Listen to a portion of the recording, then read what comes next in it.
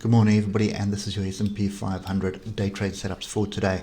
So we are ranging, but look at the oscillators. Oscillators have crossed over and are sort of pointing to the downside. I suspect we'll probably sell off this and come and close the gap today. So I'm really not interested in chasing this at the moment. You know, if it was something like, if oscillators look something like that, then I'd have a different view. But at the moment, this is very much sideways. We are top of range, and that's the way I'm going to treat this. Not interested in buying into there, and I'm also not interested in selling this market. So I want to buy, but I want to buy lower down. So I want to see structure either back at the bottom of the range from last week at 4380, or alternatively to see if we get some form of structure.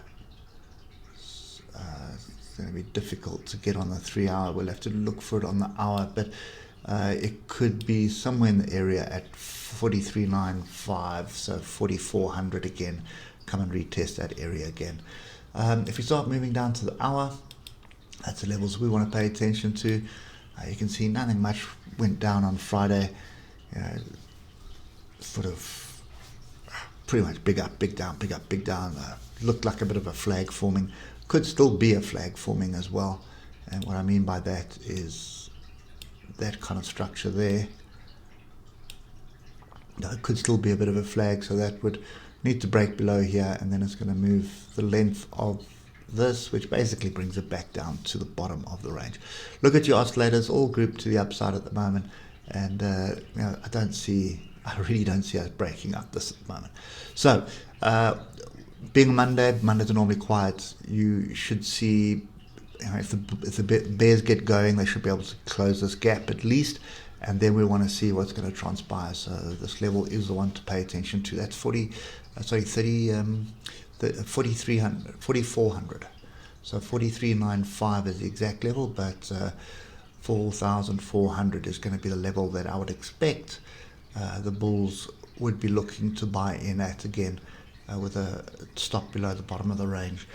So for me at the moment, this is sideways. I think I'll just wait. I'm not interested in chasing longs up at the levels we are now. There's no structure, there's no breaks.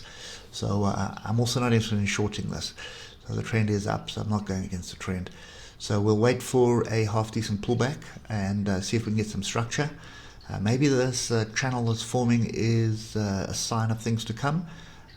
But based on what's happened the last week, I would expect a move back down to at least close the gap, which is roughly just it's pretty close to halfway through the range. So I'd expect some kind of structure down to that level, and then we'll have to wait and see what happens from there. But your big levels are starting at the bottom here. If we start breaking below the bottom of the range at 43.80, then you can expect a fairly decent move of around 480 pips. So somewhere down to 4330, 4300. Somewhere around there would be a move to the downside if we do break that structure. The next thing to do is pay attention to this gap. So 43.95, 43.400. So the gap's actually up there. So 4400. So you can see if we can pull back onto that, because that hasn't really been tested. It's around levels, but we've been up and below it for most of last week. So pull back onto that, and we can hold it and start moving up. That would give me long as well, but only for the top of the range. So anyway, one to watch very carefully today. You'd probably be better off on the 15, even 5-minute chart, and just pay attention to wherever that pullback is. You want this gap to close, but there is a little gap further down as well. So it wouldn't surprise me to see us hit this area as well, 43.95. Your stop area at the moment is below the low of Friday, which was around 43.80. Okay, anyway, that's it for me. Hope it helps, and we'll catch up with you tomorrow morning. Cheers for now.